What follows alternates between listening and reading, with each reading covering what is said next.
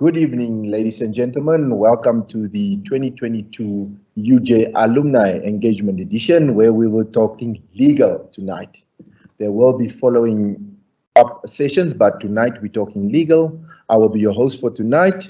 My name is Alton Hart, and I'm an attorney sitting at the University of Johannesburg's Law Clinic, specifically the Soweto campus. We have 3 law clinics on our various campuses, APK, Doornfontein, and Soweto. The fortress where I sit, Soweto, that's where I sit, and I will be your host.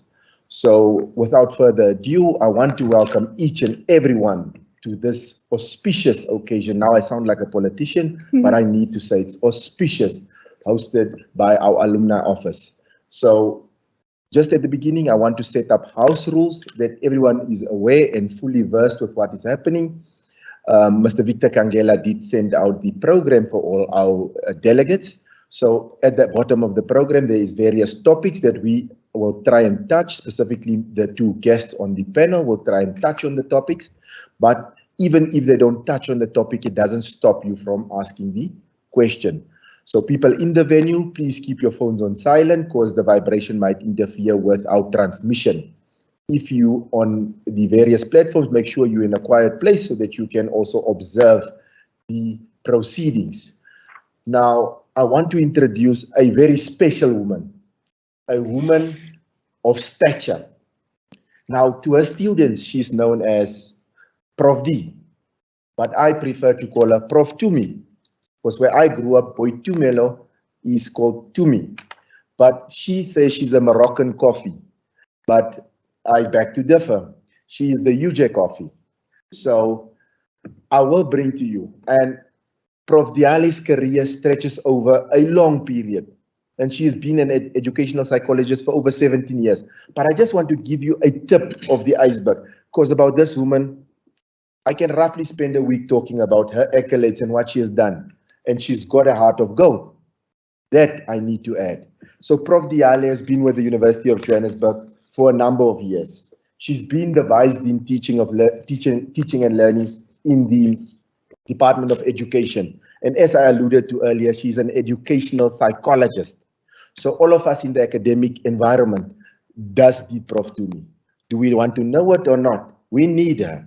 So she's also the head of the convocation, or she was the head of the convocation. Currently, she's the deputy president of the convocation of UJ. She also chairs the African College of Applied Psychology. So you know, Prof. Tumi do understand people and their behavior. So if you need a shoulder to cry on, her shoulders is broad enough. And that's what we've been doing at the university, and that's why we don't let her go. Wherever she is, we follow her. She is also a current visiting professor at the University of Nigeria, Nsukka.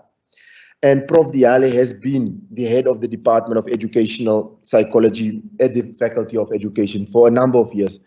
But I don't want to brag and boast too much about Prof. Diali. She will come and give you, in a nutshell, what Prof. Tumi is about, or as the people call her, Prof. D. Over to you, Prof. Diali. Thank you so much, Alton. Can I just check with everybody? Can you hear me well? Can I see a sharp from you, Alton? You are 100% audible, Prof. Thank you so much. I'm just going to talk very briefly because my address is very brief today. I have to say, let me first welcome everybody who is in this webinar. I'll talk more about where we are as the convocation, and welcome our guests who will be discussing today the legal matters with us. I have to say, at least, Alton, I still have a few days in office. My last day of office, it's the 14th. I have some 7 days, 8 days in office. Yes, exactly. I've got 7 days in office as the current president of the convocation, and I will be leaving the office on the 7th of September, on the 14th of September. And on the 15th of September, interestingly, I'll be assuming a new position as the deputy president of the convocation. So having said that, I want to take a moment to thank my current executive of the convocation that we are actually still in office till the 14th of September and say a few things that we have done as the Convocation Exco since we took office in 2019. I have to say, of the many things that we've done, despite the many setbacks from the COVID, we are proud to say we are about to start the building or the renovation of what will be called our alumni house as the UJ. This is the first time that the University of Johannesburg has an alumni house. Thanks to this current outgoing executive, we really are excited and looking forward to having an official launch of our alumni house. We also have had various activities, but because of time, I'll just mention a few. To date, we have opened 11 affinity groups, including the current one, Elton, the Law Faculty Affinity Group that is hosting today's event as Legal Matters. So we have opened 11 affinity groups. We have opened 3 chapters, the Gauteng chapter and 2 international chapters, the USA and the Zimbabwe chapter. We have published 8 magazines and we'll be publishing our 9th magazine in October. We have published newsletters. We have just recently published our latest newsletter now in August. So we have been busy in the office as the executive and the alumni office. But I want to also say, today marks an important day for us as the executive of the convocation and as the alumni office, because as we leave the office today with this event, we are hosting our 20th successful event as the executive and as the alumni office that has taken office since 2019. We are really excited to have had the opportunity to engage with our. Ladies and gentlemen, it seems that we have a break in transmission there. Can you hear me? Yes, I could see your eyes closed. Yes, Prof. Yes. Can you hear me? Yes, Prof. So, okay. Just in closing, because I can see we've got transition problems, I want to welcome the new executive that will be starting office on the 15th, and I want to thank greatly so the alumni office under the leadership of Mr. Nelly Dwaba and the group that we see here today that have really made everything possible to have the alumni house and to have the alumni successful events. Thank you so much, Elton. I look forward to engage with everybody in the new life as the deputy president. And we are still going to continue to have these events as successful as they have been. Thank you. Thank you. There you have it, out of the horse's mouth, Prof. Tumi, right at your doorstep. She gave you what has the alumni office and the convocation been up to for the past 3-4 years. They've made great strides and they still intend to make bigger strides.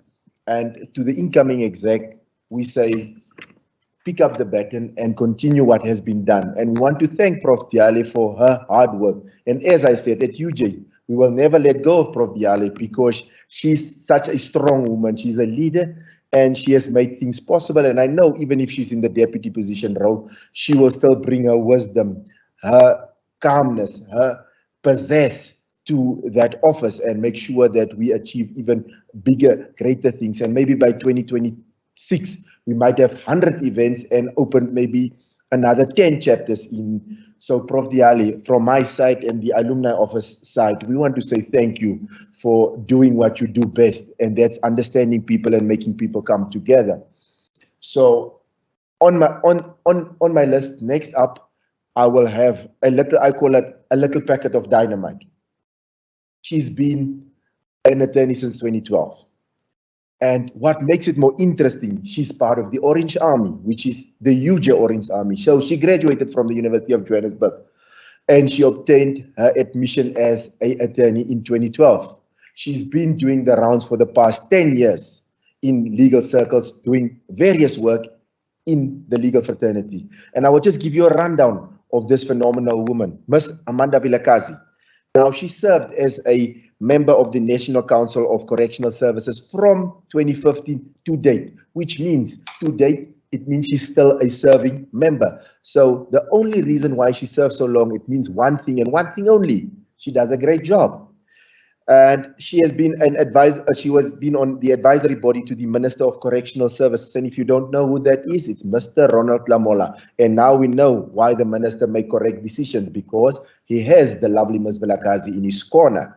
So, and I need to say this because she's part of us. Amanda has also served as a member of the Law Society of South Africa. That is the governing body for all attorneys in South Africa, on the Criminal Law Committee, to make sure that things is done in a proper way, and also to advance the policy direction pertaining to criminal matters. And she started in 2015 and she's still there. It's 2022 and she's still going strong, which means, once again, she's doing a phenomenal job.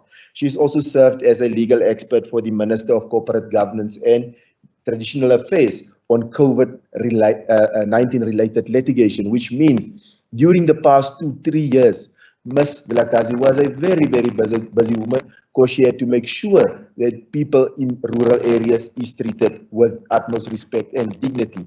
She's currently serving also as a member of the Premier Soccer League, which is like the highest decision-making body pertaining to local football in the country, to resolve disputes between various LFAs, which is the local football associations, and the bigger association. She's also an adjudicator and preside over housing disputes in the Gauteng department.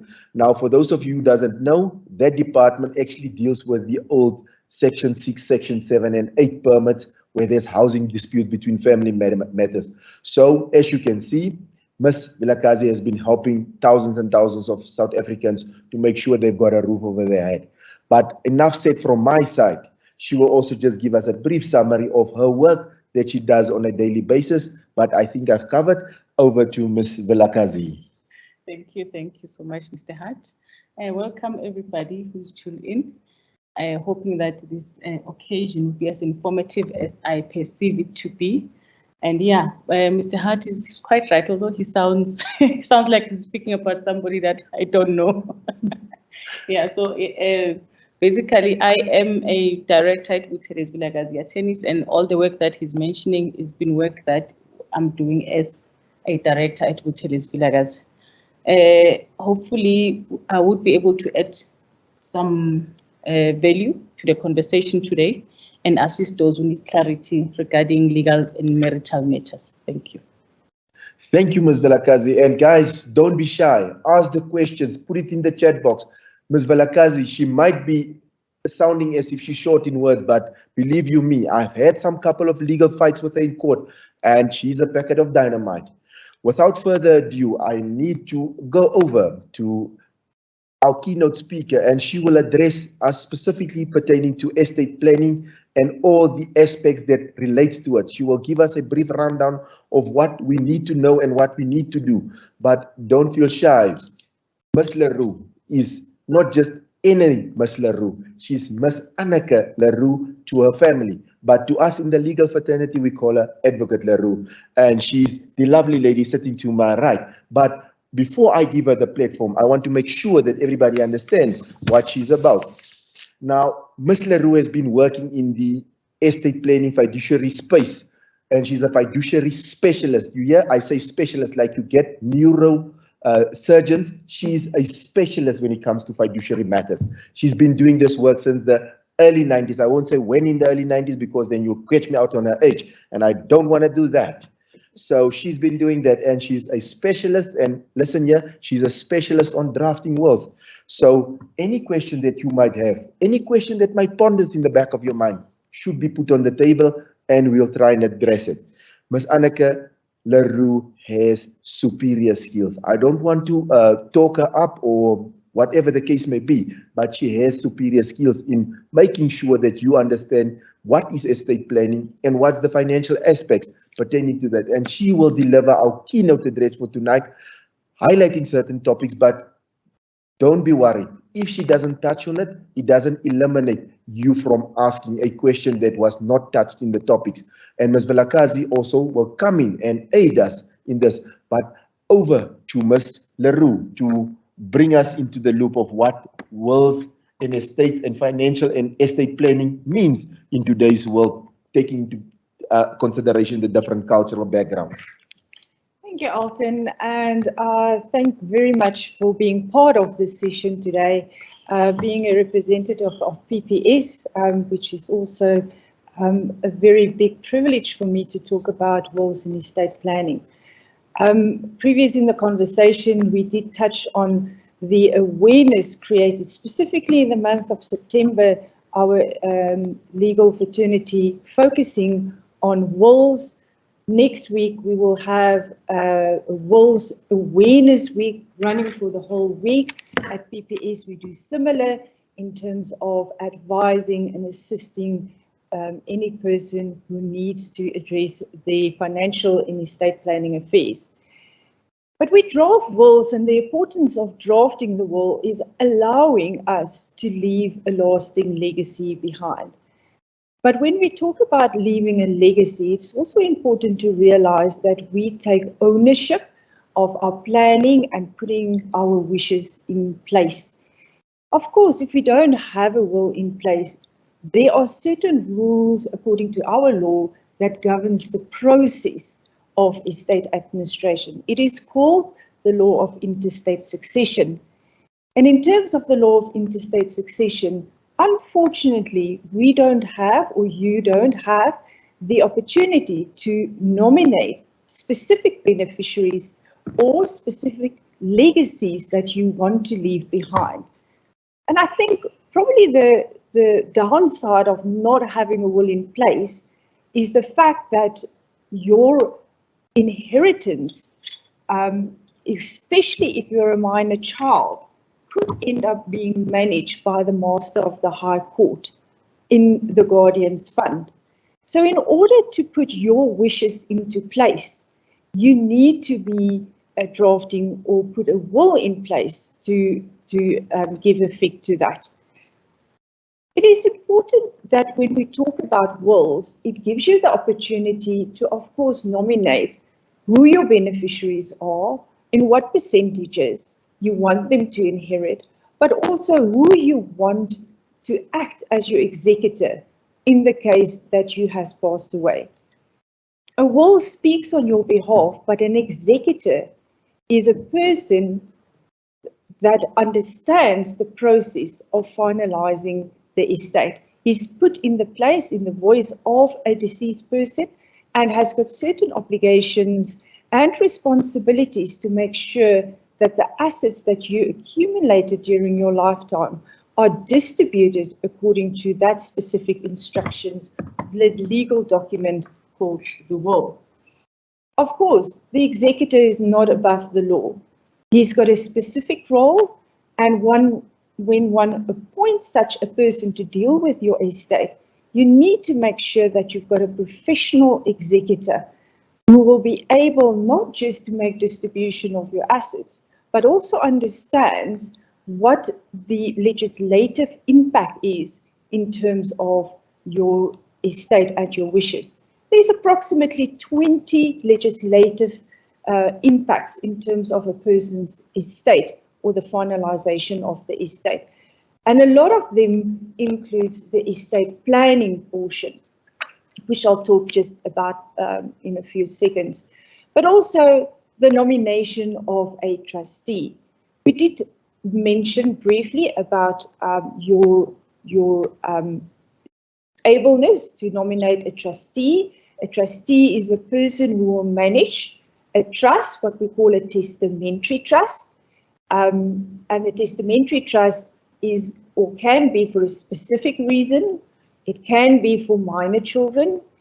It can be for people who are not able to manage their own affairs. So there is certain areas that we can make provision, and a trustee has got a legal obligation or a fiduciary obligation to fulfill those workings with regards to a trust. Also, that you can have the opportunity in terms of the drafting of the will is to nominate legal guardians. Now, a legal guardian, we all know that parents probably most of the time, will act as legal guardians on behalf of their minor children. And if the parents are not there anymore, you can nominate such parents or such replacement guardians to look after the legal matters of your minor children.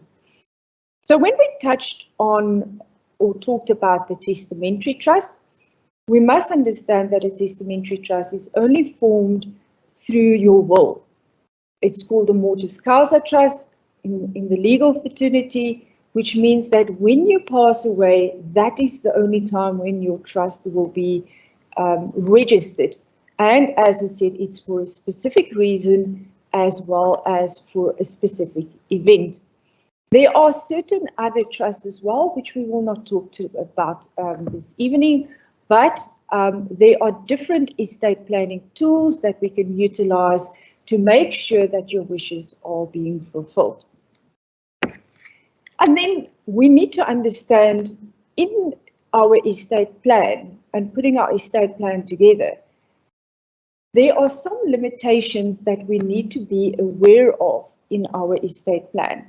And I'm not going to be able to touch on all those limitations, but one of them are certainly our marital regimes, and understand how our marital regimes could impact our estate planning process. I'm not going to talk too much about the different kind of marital regimes, but the most common of them are the marriage in community of property, which means that you've got a combined estate, assets accumulated before and during marriage forming part of that combined estate, and so does your liabilities. So when we think about estate planning or plan around that, we need to understand how that impacts our freedom to execute a will or have our wishes, have effect to our wishes. And then, of course, our marital regimes being out of community of property with or out of accrual, it is important to understand what is the accrual system and how it impacts. It could have a negative effect or a negative claim against your estate, or it could have a positive claim against your estate. But it is important to realize what it is. In terms of the marital regimes, being unmarried is not a marital regime, but certainly there are impact if you are not legally married and a will is not legally drafted to make you a beneficiary, which makes you not automatically being able to claim in the event of your partner passing away. But that is what we do in terms of estate planning to make sure that we look after all those affairs.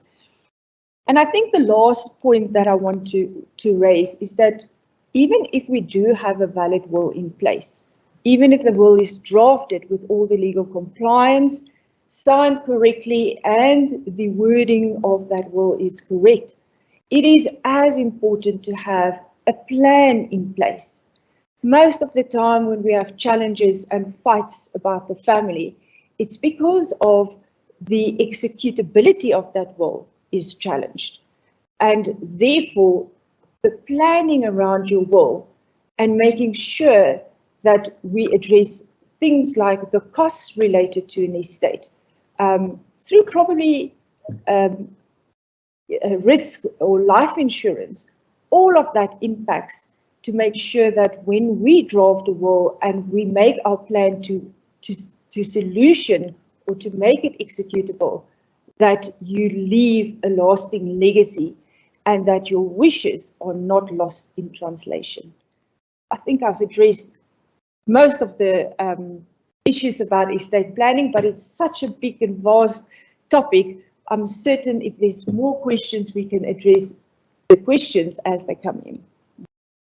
Thank you. There you have a rundown of what estate planning and also the financial implications is when we talk about wills. And as you have heard, next week is National Wills Week, where we'll have various organizations and companies getting involved. And specifically, the Legal Practice Council has put out a notice to attorneys who's willing to assist the general public, but they will just help you to draft a normal, ordinary will. So if you want to know more, hop onto the LPC's website and you will then find information about that. But if you want to know more, please consult your attorney or advocate in your area to just get what is the formalities, what should be in there. And also use the chat box. Ms. Anneke Leroux or Advocate Anneke Leroux is here. Ms. Amanda Vilakazi is here. Two well-seasoned and trained veterans in the legal field that can answer your questions. So guys, use the chat box. Don't be afraid. And obviously, I'm also here. I'm also an attorney. I've been doing this also for the last 20 years. So I might also be able to assist, but I will leave it in the hands of these two capable women.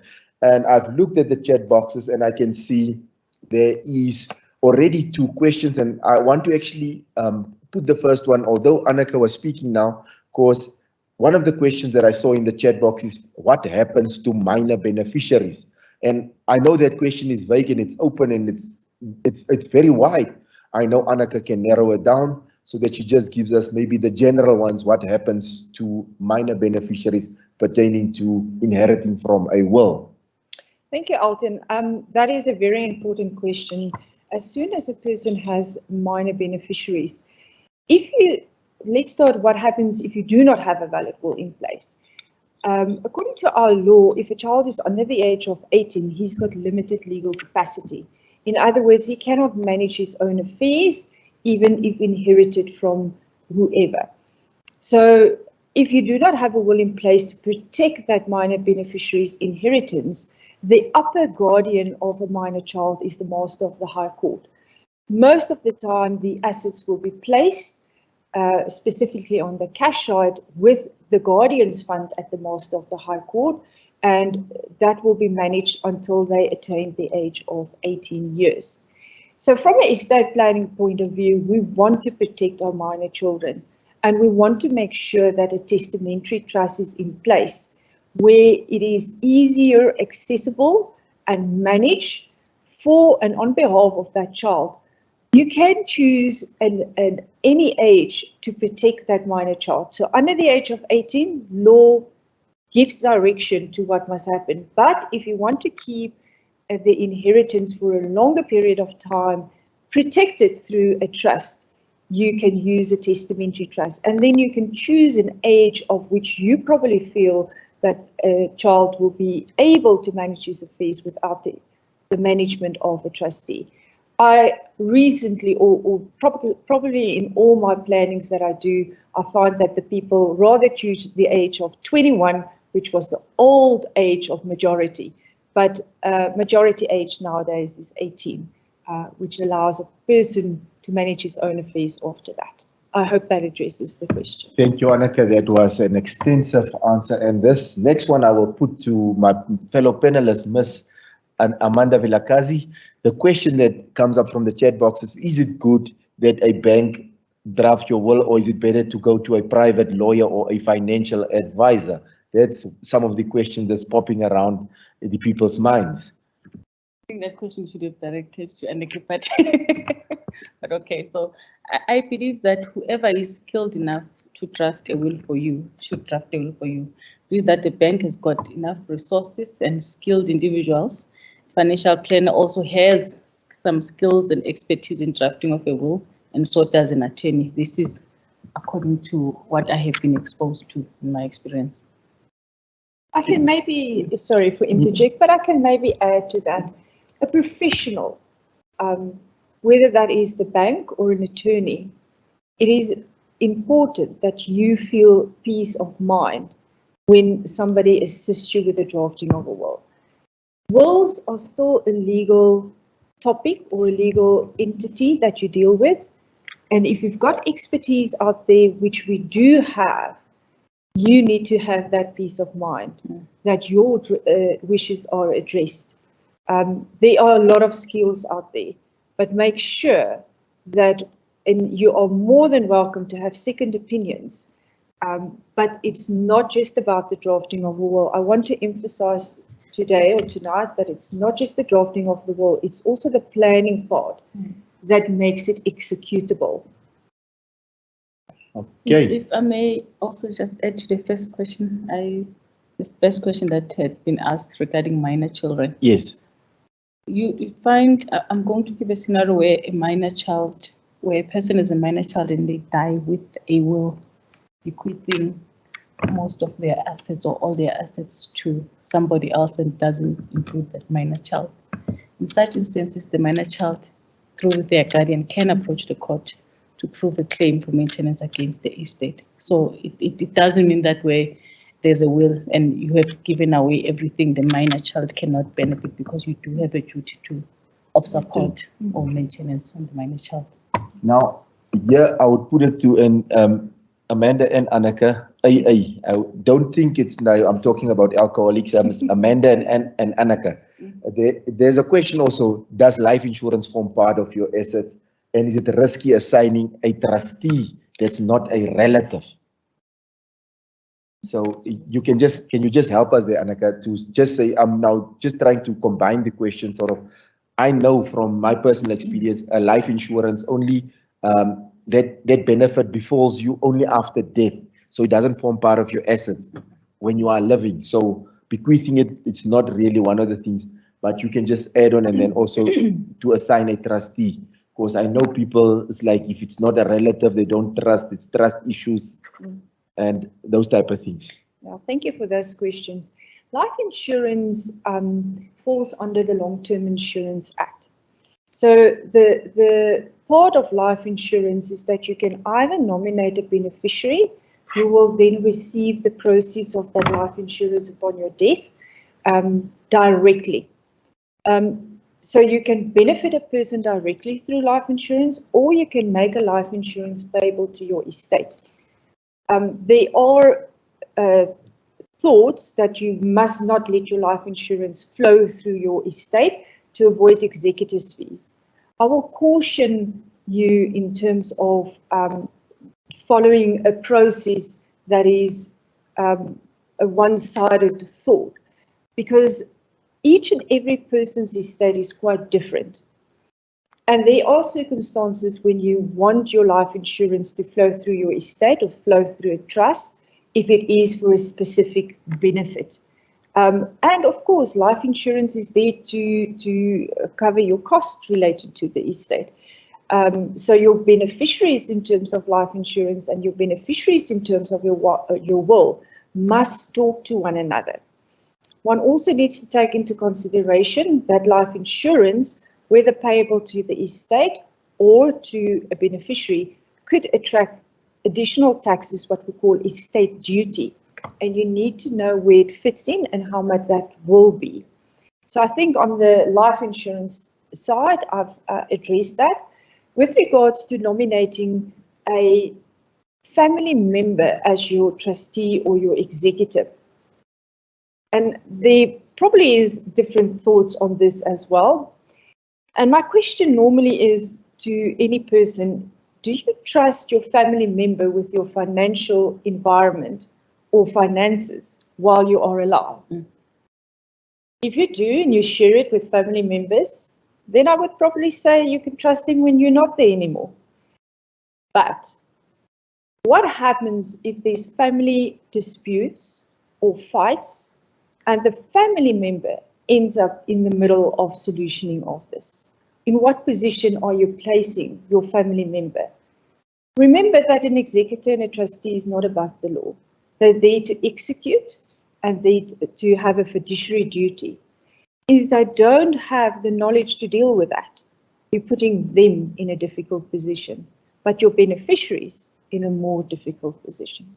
Amanda? Yeah, if I may add on that, I think it is also secured. I think it's more secured to choose someone who's not your family member, in that usually the master would also ask them to provide security, that in case they do not deal accordingly with your wishes or with your estates, then there's security that they've provided, which would obviously be acceptable to the master at the time, that whatever they have not done accordingly can be recovered from the security that has been provided. Now, with a family member, there is no such security, and you might run the risk of having a family member not dealing accordingly with your assets, compromising your minor children. I would like to also add to that, that if something goes wrong, in terms of litigation or issues or want to address it, and an individual is appointed as your executor or trustee, your recourse is against an individual. Where in the corporate environment or attorney's firm, your recourse is against either the law society or the corporate company, which mitigate your risk and making sure that it's not just the one person that look after your affairs. We find sometimes that appointing individuals and the estate is not finalized, or what happens if that trustee dies while the trust is still under administration? Then you need to appoint a new. So there's no continuity, where in the corporate or in the legal society, there is continuity and mitigation of your risk. Thank you, ladies. And now I'll move over to another question. And I think this one is more or less of interest to the general population.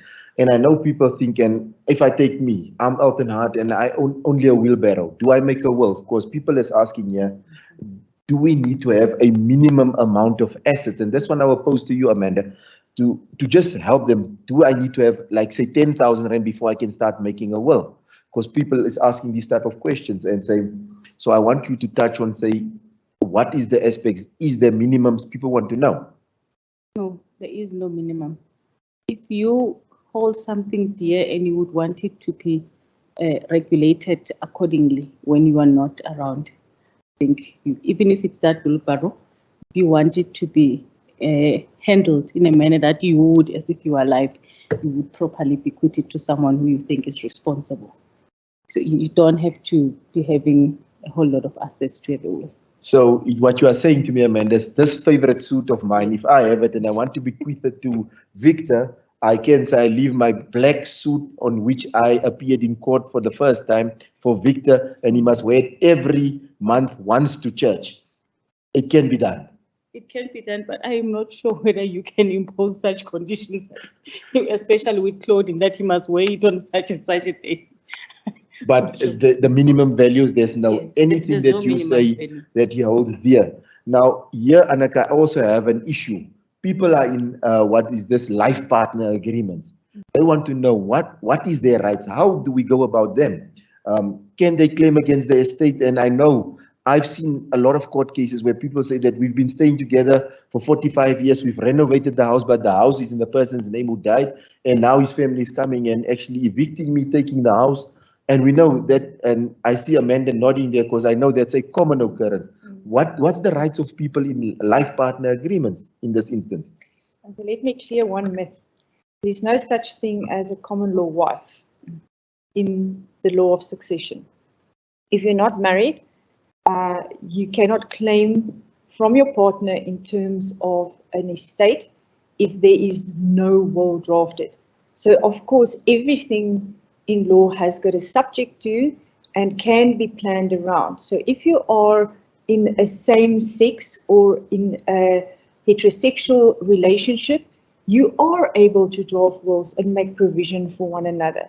It's commonly nowadays that people don't get married, but they're buying assets together and they're building their wealth together. So it is important that even though you do not have a right to claim in terms of interstate succession, you are able to draft a will and do proper estate planning. When I talk about being or living together, it is important that our law differentiate between the definition of a spouse.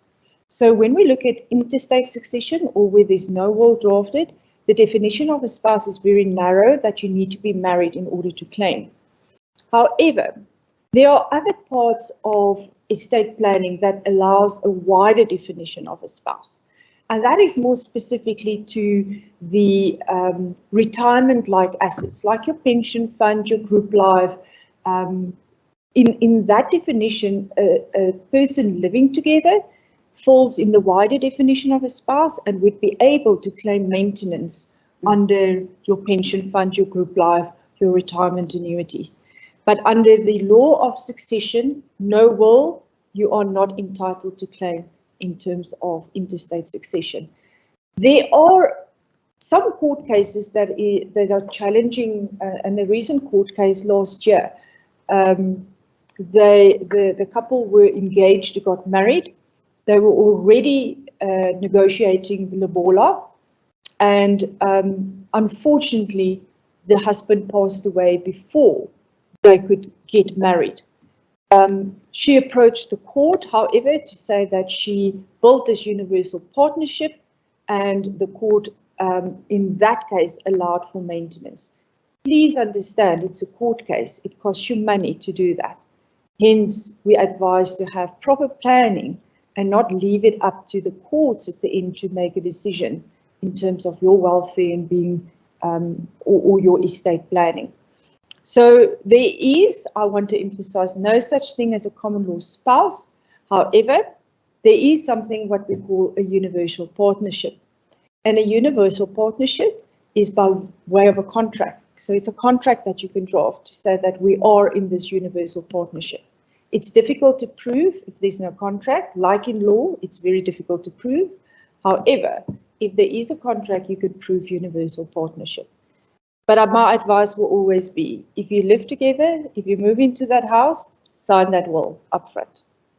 Okay, and here's one that one of the attendees from the platform specifically is directing at you, Amanda. They want to know, do I draft a will or a prenup running up to a marriage? And obviously how the different marital regimes would affect the living together arrangement between spouses. I know now I'm making it a little bit vague, but you'll know how to answer and actually touch on various things, and I think Anneke can come in there as well. Okay, so that question maybe is quite broad. Yeah. I'm just also going to go broad. Yeah. We obviously know that we have different types of marriage regimes, which is in community of property, out of community of property with accrual, and out, completely out.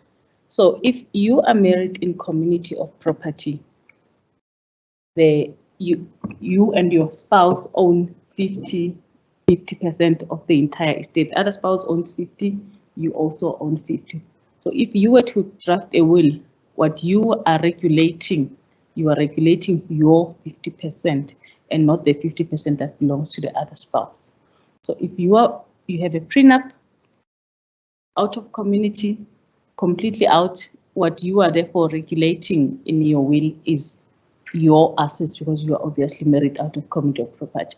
But where there is an accrual, you cannot do away or bequeath assets that you accrued together after you had gotten married, except your 50%. But you could do away or bequeath assets that you acquired before you got married on a 100% basis without the consent of the other spouse. So I don't know if that's that question is answered. There's a lot of questions that you just summarized there. Okay. And I think you've put it nicely where we have the community of properties 50-50 and the accrual, how it works. No, this is once once a person dies, the estate must be dissolved. That's why you report the estate at the master's office. So whatever we have together as spouses married in community of property is dissolved. Our debts have to be paid from that dissolved estate, after which the remaining part, 50%, is still mine as the surviving spouse. And the other 50% is for the deceased spouse, who, if they have a will and have bequeathed to somebody, they can, they're bequeathing it out of their 50%. It gets more complicated though, because there's what we call the child share. Yeah. Which is if the estate is less than 250,000 rand, then the entire estate goes to the spouse. I hope I. No, you've answered it, and from me being a lawyer, I understand completely what you're saying. But guys, also who seek clarity also understand. Yeah, but I mean you've unpacked it very nicely in a very simple way. But also, I know that there is that myth out there that people don't report estates. They just go around, and after, I normally exaggerate, after 100 years, you want to come and report an estate. Yeah. And then it is complicated because there's maybe 10 estates that's involved in actually dissolving one estate if you did something properly. And the question that I picked up here from the chat is that, is it necessary And I know now, speaking from specifically the Soweto area, where we get a lot of these people stay in their granny's houses and then they don't report the estate, and maybe 3 generations later, now there's a dispute, and now they need to report, but now the uncles has died, even some of the siblings has died, and it creates a royal mess. And now people say, do we need to report it? What's your take on that, Annika? And you can also come in, Amanda. I just want to touch on one thing. They were talking about the prenup, the antenuptial contract. I just want to emphasize that there are 2 contracts that overrides a will, that is higher than a will. And I put it in that context because if you draft the antenuptial contract, it's a high court order that says how your marriage regime is formed or regulated. So if, for example, you in an antenuptial contract bequeath a property to your to-be wife, and you go afterwards and you draft a will, and that same property you now want to bequeath to your newfound love, your antenuptial contract will override your will because it's a high court order. Similar to a divorce order, if a divorce order agreed that the property should be divided or given to your ex-spouse, if you draft a new will and bequeath it to your new spouse, the divorce order takes ranking in terms of that. So one needs to understand your limitations. The second question, sorry, I've went a little bit off the continent. No, it's like, this is the question that pops in people's, and it's like this reporting of estates, because people don't report estates, then they stay in the granny's house and it goes on, it passes through generations in hands, and now suddenly there's a dispute and now they want to run to the master and say, but I need to get the house. You must move out. That type of situation. This is, for me, and I think Amanda and probably yourself will agree with me, it's going to put our property law in such a state in a few years' time if you don't report an estate. There's no such a thing as skipping a transport of a property. So you can't have 2 generations or two generations down the line and the estate has never been dissolved, and suddenly you want the estate to be dissolved. You can't even sell that property because the legal owners of that property has passed away. The next generation beneficiaries needs to be located. It becomes a spider web of difficulties to find out who are the beneficiaries. So my opinion is always to make sure that wealth created is finalized. Like Amanda has mentioned, the estate needs to be finalized. It cannot be left not being finalized. You're only creating more and more challenges towards the later beneficiaries. And the dispute can only be resolved if you're looking at the laws of interstate succession or the will for that matter, because each and every transfer of a person's estate needs to be finalized. And unfortunately, you cannot skip transfer or skip an estate. So yes, unfortunately, it can become a nightmare. Amanda, you want to add on that? Yeah, I just want to add the fact that she's already mentioned, though, you can never alienate assets of a person who has passed on without reporting it first to the master's office. You can't sell the house, you can't sell the car. Maybe you can do away with your personal belongings, clothes and this and that, but generally you cannot deal away with the a deceased person's assets without reporting it. And it's very popular, or we find it's common in the townships that people do not report an estate until there's a dispute and they are fighting over the house, fighting over the car, and then somebody amongst the grandchildren, whoever would come to the master's office, then we have to go back, way back when the grandfather passed away and left it to the grandmother left it to the daughter, the children, and so on and so on. So yes, it's quite important to report an estate. So there you have it. Reporting an estate is not an option. It's a given. The Act prescribes that there are certain periods in which you have to make known to the master that the person who stayed in their district has passed on. So you need to take that step and report it. Don't wait for 3-4 people to die before you try and resolve the issue. Now, on that note, I also know that people are burning. They want to know who pays the executors' fees, who's liable for the expenses of the estate.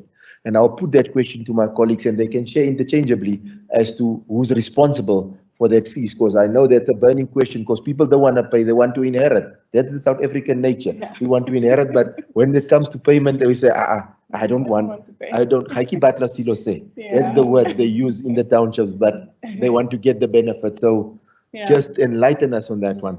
So the executor's fees is just 3.5% of the entire estate. If your estate, let me make an example. If you have a house which is valued at 700,000, you have a car valued at 200,000, that's like now 900,000, and maybe some movable assets worth 100,000. Like my wheelbarrow I mentioned. Yes, yeah. Then so meaning that your entire estate is now how much? It's 100,000 rand. Yeah. So 3.5% of that amount is the executor's fees. But the executor recovers these fees from the estate itself by way of, if you are selling the property, that money will come from there. If you are, obviously there will be if there's no sale, but a transfer of the property that the estate has got no money, obviously the people that will be benefiting have to pay the executor his fees. So I just want to make it clear, people have to pay into the estate bank account money so that they cover the expenses. The expenses, your advertising. Like the executor's fees, if the house is not being sold to a third party that will pay monies in. Yes. I think what is also important, yes, the executor's fees are payable by the estate, but very important, the executor, according to our law, can only transfer assets, what is left after all liabilities has been settled, as well as all obligations. So you're not entitled to inherit unless the executor has fulfilled his duties in payment of all the administrative costs, and that includes the transfer of the property, not just the executor's fees. So when you say the liabilities, so we talk also about a mortgage bond. Maybe there's an outstanding mortgage bond on the property. All liabilities. Remember that in South African law, or our law of succession, you can only inherit what is left after all liabilities, bonds, cars, financing, executor's fees, obligations with regards to divorce orders has been settled, and the executor, if not, cannot recoup that from the beneficiaries. The executor, according to the Estate Administrator Act, can actually sell so much of the assets in order to fund those costs. So while we want to say it's my inheritance, unfortunately, you only inherit after all that has been settled and paid. Hence, I always say drafting a will is important. The planning part of it is as important. So bequeathing a house to a beneficiary with the bond still outstanding needs to be planned and made provision for in order for your wealth to be transferred. Yeah, and I think it knocks on to maybe specifically if, and that's where they talk about bringing into the estate. Say, for instance, if I'm an heir and I inherit something from the estate, but there's a shortfall to pay the expenses, I specifically, who's the heir, will bring in, not other people, the person inheriting. I just want to understand, is that the point that you're making there? Yeah, it could be that if you want to keep the asset that is specifically bequeathed to you, and the asset is still bonded or finance on it, then you are able to say, I want to have the house, but I'm prepared to settle the bond, or I'm prepared to settle the finance with regards to vehicle. You can do that, so we allow, but the liability needs to be taken away from the deceased, and you can take over that liability if you are able to do that. Just maybe the last one. I think people also have to be aware that there's what we call a letter of authority and a letter of executorship. So where you were talking about your wheelbarrows and stuff, when you report the estate to the master, if the assets are less than 250, then the master will give you what they call a letter of authority. You are dealing therefore with the assets with the help of the master. No attorney is required. But once your assets pass the 250 mark, then the master could only give you a letter of executorship if you have an attorney assisting you with the estate. So you're saying when the estate value exceeds 250,000 rand, you need an attorney helping you to assisting you with the winding up of the estate. Yes. So now then just one last remark, and because we are running out of time, and I see that the questions is still flowing, but guys, keep the questions. We'll try and answer as many as we can. But also, people tend to think that once I have that letter of authority or that letter of executorship, I am now the owner of that property. I want you guys to explain or dispel the myth around that, because I know that's common around our communities, that you get that people is now like, I'm in charge. You don't tell me, I don't take instructions. What is the role of the executor given that piece of paper? Anneke, you can come in. Yeah, it's very important. Being appointed as an executor, or even if the estate is less than 250,000, if you've got that letter of authority, you are only in a role of accountability and responsibility, and you have got a fiduciary duty to transfer the assets belonging to a deceased person to the beneficiaries. The assets in the estate does not belong to you, but you carry a huge responsibility. If you do not act and if you do not fulfill your role, you could be held personal liable. Similar like we get in companies where you hold a director liable for misappropriation of funds, same can happen to an executor. You are liable and your responsibility is in a certain period of time, according to the law, fulfill the obligations and the wishes and transfer those assets. It's not your assets.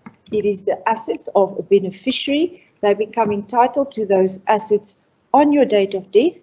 You have the responsibility to make sure that it's being transferred, and all the other compliances with regards to the administration of the estate is being fulfilled. Thank you, Anneke. The last question I want to put to you, Amanda, and because you also work a lot in the townships, you know the townships in and out, and also from a cultural background, people want to know, what is my rights? How do we divide our estates if we are customarily married, but we don't have a civil marriage? And I think people think still, I know from my experience that the customary marriage doesn't need to be registered, but just coming for me on that angle to also give the people a view, what happens to the estates, how, just your take there. So customary marriage is automatically in community of property if you did not specify if you don't have an ANC. So the fact that it's not registered, it does not mean it's not valid. If the husband has got one wife married to them, they will be the assets should be dealt with as if they are married in community of property. But you find a situation where you go to the master and you haven't registered the marriage. I've had this case before, and it was a reported case, by the way. So the wife, there was a Johannesburg wife and a KZN wife. The marriage of the KZN wife had been registered. The Johannesburg wife's marriage had not been registered. So for her to benefit, we had to approach the court to have the marriage registered by Home Affairs. Because usually the master would say to you, yeah, you are married in terms of customary union, but we cannot appoint you as an executor. So you find that you are faced with the issue of having to approach the court so you can come back with a marriage certificate. I think that is just a loophole in our law. Because if we say a marriage is a customary marriage and is valid, it doesn't need to be registered to be valid. The master should be able to assist you even when you don't have the marriage certificate. But in practice, you go to the master, you don't have your marriage certificate, you only have your lobola letter. The master is not likely to assist you if there's a dispute, especially if the estate has a dispute. But where you go to court, you can go to legal aid if you don't have, of course, the UJ Law Clinic. I'm sure they've assisted you. I was just wondering when you're going to say that. Assist you to have the marriage registered whilst you say to the master, can you pend the finalization of this estate? whilst we're dealing with assisting this second wife or third wife with the registration of the marriage, meaning that now the assets would be divided. If you don't have an ANC, it will be divided in equal shares between the wives.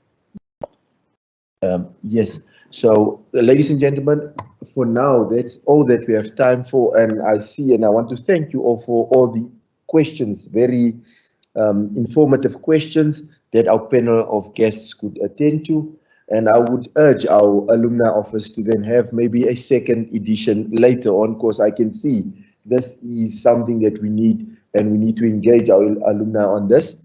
And I want to thank you for your participation. Unfortunately, we did not have enough time to answer all these questions, but we will also try in the chat boxes to actually give you the answers. We will make sure that some of the questions get to our panelists, where they can maybe just give us brief summaries of the answers. But we want to thank you once again for tuning in. I'm your host, Alton Hart, attorney at the University of Johannesburg Law Clinic. But before we step off the gas, we want to give over to Mr. Victor Kangela to just bring a vote of thanks in here, and we're over to the handsome Mr. Victor Kangela. Thank you very much, Mr. Hart. That was a fantastic introduction. Ladies and gentlemen, standing in for Mr. Nala Dwaba, the Senior Manager of Alumni Relations here at the University of Johannesburg, my name is Victor Kangala, and I'm here to say my vote of thanks to not only the Alumni Department, of which we both represent, but the Law Department for coming in, joining us, as well as the PPS organization, that's Professional Providence Society, for coming through and partnering with us on this fantastic event where not only massive information was shared with our alumni at home, but it just goes to show that when you study law, there's so much information that that you must keep in your mind. There's obviously reason why I never studied law. I would have forgotten it a lot long ago. But thank you very much for our panelists, Mr. Alton Hart, for doing the MC duties as usual. Absolute fantastic. I'm a fan of yours, let me be honest. To Prof. Diale, who joined us online, thank you very much, ma'am, for your time that you've given us, for you joining us, as well as we look forward to your next tenure as Deputy President of Convocation. To Ms. Amandla Vilagazi, thank you very much for your information, your foresight, your thought processes, and let's be honest, when it comes to experience, nothing trumps out more than actually being in the field. And to Advocate Anneke Leroux, thank you very much. She is a hard hitter at the PPS organization itself, and we look forward to inviting both our panelists as well as Mr. Hart to our next engagement. That we are actually saying that all those questions were fantastic, and we look forward to having not only you and the alumni who have joined us, but them to join us and have a great one. And to you at home, to a record attendance of over 200 people that have joined us online, we'd like to say thank you to all of our alumni, our convocants, and friends of the university for joining us. That is me, Victor Kangale, signing off by saying, where there's a will, there's a way. Good night, good evening. The University of Johannesburg, the future reimagined.